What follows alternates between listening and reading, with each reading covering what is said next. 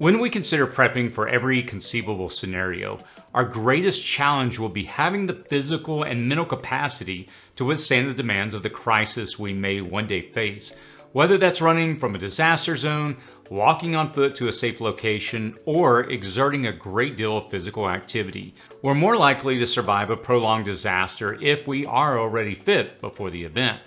The only way to prepare ourselves is by starting right now to improve our health and well-being daily.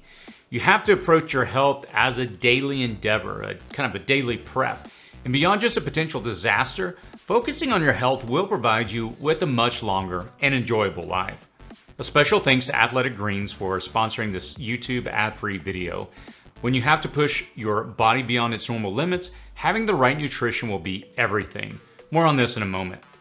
This video will cover the 3 aspects you can easily focus on now to ensure you can rise to the occasion should a disaster necessitate you to do so. These 3 critical elements are functional fitness and activity tolerance, diet and nutrition, and sleep. Now, I hired a licensed clinician to help with this video who works with older individuals who have neglected these 3 principles, and he has seen firsthand the detrimental impact it has had on them. Your fitness level, nutrition and diet, hydration, and ability to get rest will all determine how well your body adjusts to a post-SHTF environment, and really whether you can even make it through to the aftermath of a disaster. Treat your health like your most important prep because, well, it really is. If you feel like all this information is overwhelming, I'll put links in the description section with everything we'll cover so you can restudy at your convenience. So let's jump in. Functional fitness. Most of us work out with a specific motivation in mind. Maybe you want to get back in shape, build more muscle, or become a better runner. As a prepper, training for real-life situations you could face should be one of the main reasons for exercising. Living better now is the byproduct of that and equally just as important.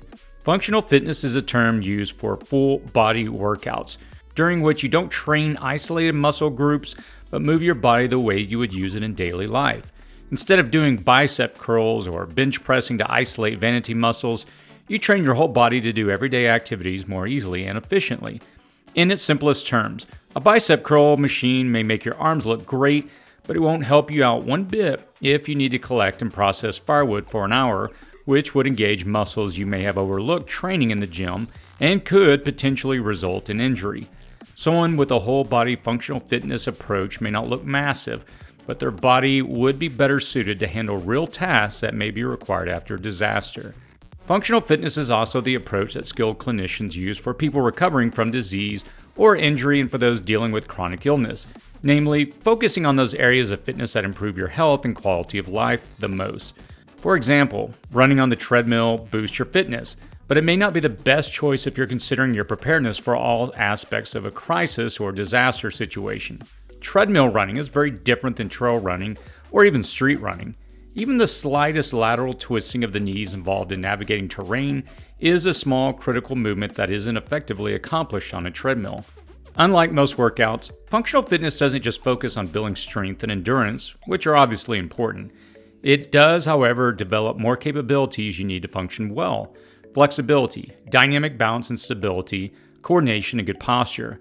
By doing activities and exercises that mimic strenuous physical movements you may need to do after a disaster, such as hiking long distance, carrying a heavy load, or processing firewood, functional fitness trains your muscles to work together on tasks instead of only training your muscles for specific, isolated motions, which will be as important in a survival situation. If you think you may have to walk over several miles with a heavy backpack as part of your overall survival, then the best way to be prepared for this is to load up a backpack and go try and walk a mile. This will give you a baseline to work with. Once you learn your capabilities from that hike, you can begin to train your legs to handle greater distances and weight by doing squats, lunges, and step-ups. Squats train the muscles you need to stand up, sit down, and pick things up from the floor. Lunges in various directions will assist you in traversing in the wild, repeated crouching, even gardening and foraging. Step-ups with your body weight or the additional weight of a backpack support your body to climb elevations, irregular terrain, or stairs with supplies. Hopefully I've sold you on this concept of functional fitness versus isolated weight training that focuses on sculpting muscles. We're trying to build strength for real scenarios you may face in a grid-down situation. Do these daily. After consulting with a licensed clinician with extensive expertise with inpatient and outpatient rehabilitation, here are some ways to approach improving your functional performance for daily living and disaster preparedness. Obviously, consult with your own physician before engaging in physical activity you may not be used to, especially if you're over 40 years of age. First, if you want the health benefits of functional fitness to live longer and healthier, you should have either 2.5 to 5 hours per week of moderate intensity, or 1.25 to 2.5 hours per week of vigorous intensity aerobic physical activity, or some equivalent combination of the two. So the absolute minimum of physical activity you should have is 2.5 hours, but getting 5 or more hours is best. Second, you need to make an honest assessment of your current physical condition. Take an inventory of yourself, just like you take an inventory of your preps. What are your limitations? What are your challenges? Is going out on a hike or city trail a challenge because you have difficulties with prolonged walking or standing? Are you fit enough to lead a normal life, but you still need to catch your breath each time you climb stairs? Which slight improvement could you make today would make everyday life better? What physical task would you need to complete for your disaster plan? Then start focusing on gradually improving your endurance and functional fitness by incorporating more activities and exercise routines that simulate what will be physically required, such as brisk walks or long walks with your bug-out bag, picking up weighted items from the floor and carrying it to a location, shoveling dirt or snow, or lifting an object above your head. Build your total body strength by practicing squats and lunges, push-ups against a wall or floor, or simple exercises with resistance bands. Also try walking backward and sideways, getting up from your chair without using your hands, standing on one foot, or using a stability ball to train your balance. Identify your most significant problems and start where you are now, even if that means only doing a 1-minute workout a day. Do something every day to start, and then build up a routine. Athletic Greens AG1 is a daily supplement that provides critical vitamins, minerals, and whole food source ingredients. While spending 20 weeks training for a marathon, I needed to ensure my body had the necessary elements to fuel my muscles to push further than I'd ever gone and to help with recovery. Having a convenient option I only had to consume once per day was not easy to find. In the typical prepper's pantry, the focus on carbs, proteins, and fats is front and center, but micronutrients are often overlooked. AG1 is a daily supplement that helps round out your body's nutritional needs. Recently, while doing a 20-mile jog at around mile 15, my body completely gave up. After working with a nutritional consultant, we discovered I wasn't intaking enough nutrients, and as a result, I depleted my reserves. With the foundation of a proper diet based on whole foods and vegetables, using a supplement like AG1 has allowed me to ensure I'm providing my body with the essentials to go the distance. If the grid goes down and important nutrients are hard to obtain, providing your body with the necessary micronutrients will be vital. You can pick up AG1 by visiting athleticgreens.com/cityprepping. 2 approaches. Now that we've explored some of the concepts of functional fitness, let's look at the 2 approaches that make you more successful for everyday living, as well as for crisis scenarios. The first approach is incorporating more activity through your day and being less sedentary. This will help you cover your basic cardiovascular requirements for health and endurance, so that you can make it through those dire situations without running out of gas. It will help you stay focused and productive by having the stamina you need without frequent rest breaks. To accomplish this, try working into your daily life one of these things, even if you consider yourself fit. Take the stairs instead of the elevator. Intentionally park further away from your destination. If you take public transportation, get off one stop early and walk the rest of the way. Walk or bike to work. Run errands or visit friends. Or cluster your errands in one area so you can park your car once and then walk to each destination. Take a short walk during your lunch break, after dinner, or on a regular work break. Instead of sitting down to watch TV, try doing a few simple exercises or stretches while you watch. Or make a new rule: no sitting during commercials. Stand up or walk around while talking on the phone. Better yet, catch up with a friend or brainstorm with a coworker while taking a walk together. Don't let housework, gardening, or lawn maintenance build up. They're all opportunities to get moving. Cleaning out the garage or attic is another way to be productive and active at the same time. Find ways to get more exercise from your current hobbies and activities. For example, if you play golf, walk the course instead of using a cart. If you have a child who plays sports, walk around the field or court while the team practices. Plan family outings that involve being active, like hiking, swimming, or outdoor games. Don't camp solely to drink beer and eat unhealthy foods, but instead go for a long hike, eat well, then sleep even better. Build outdoor adventures into your family vacation. It can be an opportunity to try something new. Carry your pack or bug-out bag with you on any one of your outdoor walks or adventures. The second approach is to begin and maintain a basic home and outdoor functional exercise routine that improves your performance in real-life situations. The American College of Sports Medicine recommends that a strength training program be performed a minimum of 2 non-consecutive days each week, with one set of 8 to 12 repetitions for healthy adults or 10 to 15 repetitions for older adults. Focus on performing 8 to 10 total exercises per workout and 1 to 3 sets per exercise. Since we lose muscle mass and bone density as we age, strength training helps maintain and mitigate these losses to prevent functional decline and fractures. Even if you don't have a gym membership, these type of activities we'll cover can be done at home with some basic gear. You don't need a lot of equipment, but adding a weighted bag, elastic bands, or dumbbells can be helpful. Consider combining a few exercises each day from these compound and core exercise groups. A compound exercise is any movement where you're using more than one muscle group at a time. These are squats, deadlifts, lunges, dips, lying pullovers, push-ups, pull-ups, lat pull-downs, shoulder presses, jumping ropes, step-ups, and single leg standing while bending and reaching. Pick a random 2 per day from the compound exercises and build a routine from yourself. Core exercises are any exercise that involves the use of your abdominal and back muscles in a coordinated fashion. Flutter kicks, seated knee tucks, crunches, bicycle crunches, vertical leg crunches, leg raises, planks, and plank jacks are all easy to perform without additional weights, carry a low risk of injury, and will have an almost immediate effect on your functional fitness. I'll post links to each one of the items in the description section below if you'd like to learn how to perform any one of these movements. Increasing your daily activity habits and sticking with a functional fitness routine that incorporates compound movements and core strength will increase your activity tolerance and performance and improve your ability to perform everyday tasks. When disaster strikes, your body will be functionally conditioned to meet the challenges and additional rigors better. Implement these now to ensure you won't succumb to injury and you'll be able to perform the critical functions you'll need to be able to perform. Nutrition and diet. When considering essential nutrition related to functional fitness, you want to get back to the basics. Whole foods, not processed, that are nutrient dense as opposed to calorically dense. A balanced variety of foods and hydration are the keys. Our diets now will likely be radically different from our post-SHTF diets. As a prepper, your diet will change after a disaster, and how fundamentally different and body-jarring that change is will depend on your efforts to optimize your diet now. Your largest meal with all 3 macronutrients, carbs, protein, and fat, should be breakfast. Each subsequent snack and meal should be smaller and with fewer calories, fewer carbs and sugars. Dinner should be your smallest meal in terms of calories, and you should avoid carbs. Eat nutrient-dense foods, whole foods like veggies, fruits, nuts, and meats. You probably don't get enough vegetables in your diet right now.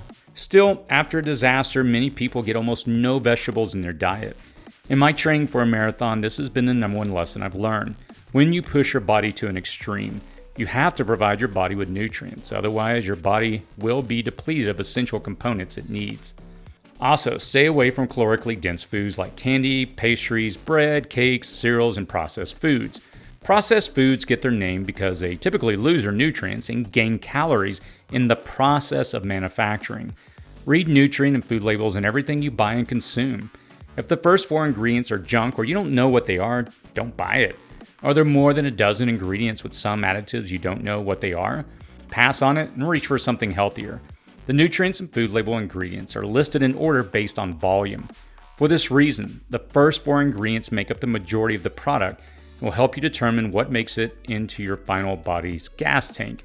Typically, if you need a chemistry degree to read the ingredients on a food label, it's not real food, so stay away. For a macronutrient guideline for normal adults who are non-athletes, consider keeping a daily consistency of about 45 to 65% of your calories from carbs. Focus on green leafy vegetables and complex carbs that are low in sugar or don't have sugar at all. These carbs should be high in fiber. If you have sugars, have them from whole fruit, not canned or dried where extra sugar has been added. 20 to 35% of your diet should be derived from fats. Stay away from trans fats, saturated fats, and hydrogenated oils. Although there are pros and cons to each diet philosophy, a more plant-based diet will more likely prevent disease later in life. However, fat from egg yolk is acceptable since it is a better source of cholesterol. Stick with fats from olive oil, coconut oil, nuts, seeds, and fish to make 10 to 35% of your diet, which should be from protein. For fluid intake, you already know the answer. It's to drink water and more of it.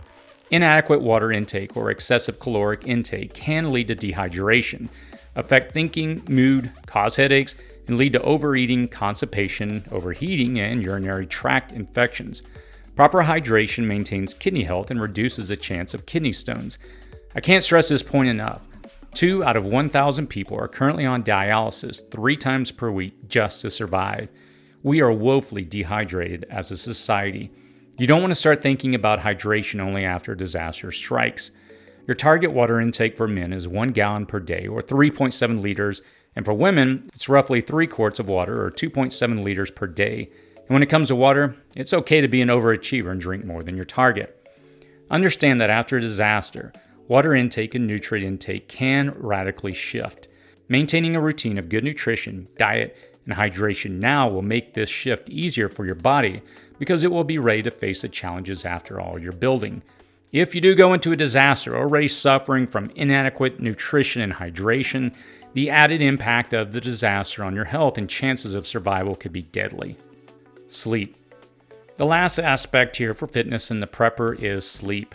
Most importantly, we need to discuss sleep habits and how to maximize our fitness, health, and energy. Any sleep deficiency categorized as 6 hours or less per 24-hour period can decrease the immune response, lead to higher blood pressure, heart disease, and increased risk for diabetes, increased weight gain, reduced balance and coordination, can affect mood, behavior, emotional control, decision-making, and problem-solving. In addition, one of the ways sleep deficiency promotes weight gain and obesity is that it results in increased cortisol production. Cortisol is a stress hormone that prepares you for fight or flight. So extra production of this hormone over time can lead to diseases and problems with anxiety, depression, digestion, memory, and focus. After a disaster, cortisol levels will naturally spike. Your inability to adequately take up that cortisol and use it properly will depend significantly on your established and maintained sleep routine before the disaster struck. The key to prepping your sleep is by establishing an evening routine that involves relaxation and good personal and oral hygiene, like showering, shaving, flossing, brushing teeth, even some light stretching of large muscle groups. Routines help transition the mind and body. To avoid fight or flight hormones that keep you alert, keep stressful tasks and conversations for the next day. Avoid artificial light after the sun goes down, especially blue light present in electronics such as TV, laptops, and cell phones. Excessive blue light in the evening and right before bed can decrease your melatonin levels. Your body makes melatonin to help you wind down and sleep better.